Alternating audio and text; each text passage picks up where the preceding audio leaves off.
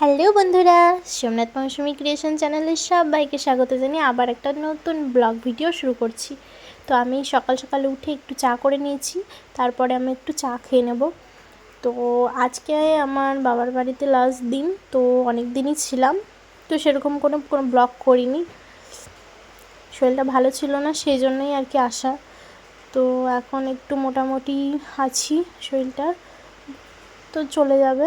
তো যাই হোক, তো আজকে চলো সারাদিন বাবার বাড়িতে লাস্ট দিন কি করি না করি সেটাই তোমাদের সাথে শেয়ার করব। আর আবার এর পরের থেকে শ্বশুরবাড়ি ব্লগ তোমরা দেখতে পারবে। আর চেষ্টা করব প্রত্যেক দিন কিছু না কিছু তোমাদের সাথে ব্লগ দেওয়ার, কারণ এই মাঝে কদিন শরীর খারাপের জন্য আমি ব্লগ সেরকমভাবে ছাড়তে পারিনি, তাই জন্য আমি খুবই দুঃখিত। তো এখন এই যে চাটা খেয়ে নেব, খেয়ে টেয়ে দেখি কী করি। তো এই চাটা খেয়ে বসে বসে হাওয়া খাচ্ছিলাম। তারপরে এই যে সকালবেলা রান্না হয়ে গেছিলো ঝিঙে সেদ্ধ, কাকচি মাছ ভাজা, বেগুন ভাজা দিয়ে সকালবেলা একটু খেয়ে নিলাম। খাওয়া দাওয়া করে এই যে কাকাদের দোকানের সামনে এসে একটু বসেছিলাম। তারপরে এই যে বোন এই বিড়ালটাকেও ছোট্টবেলার থেকে সেই পোষে, মানে বিড়ালটা একদম ছোট্ট ছিল তখন থেকে, তাই এখন বড় হয়ে গেছে, তাই ও তাও পোষে। তো যাই হোক, তাই ওকে নিয়ে একটু গল্প করছিল। তারপরে আমি স্নান টান করে নিয়েছি, তো আমি একটু কাকিমাদের ঘরে যাচ্ছি।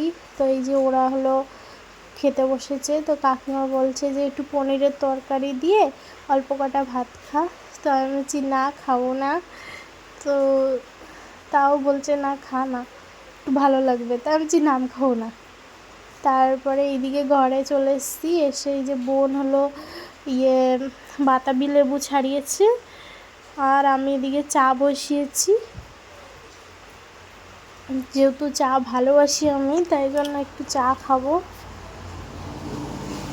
আর এই যে বাড়ি যাব বলে বাবা গাছের থেকে বেগুন তুলে দিয়েছে, পটল তুলে দিয়েছে, আর বাতাবি লেবু দিয়ে দেবে।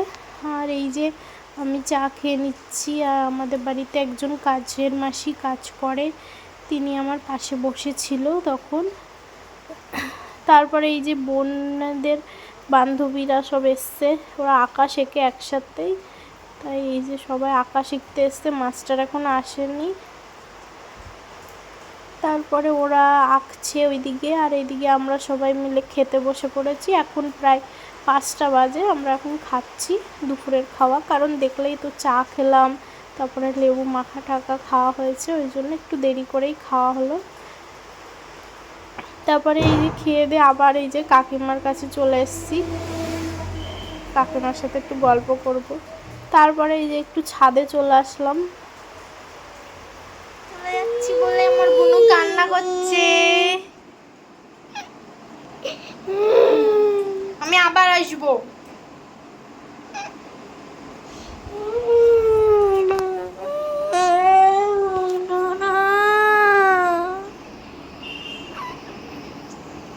আমি আবার আসবো, কাঁদতে নেই। তো ফাইনালি এই যে শ্বশুরবাড়ি চলে এসেছি। বোনটা আসার সময় কান্না করছিল, দেখতেই তো পেলে। তো যাই হোক, চলো দেখি।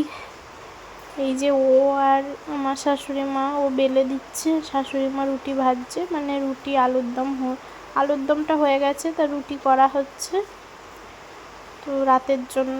তো আমি এসে আর কি রুটি করা হয়ে যাওয়ার পরে একটু চা বসিয়েছিলাম সবার জন্য।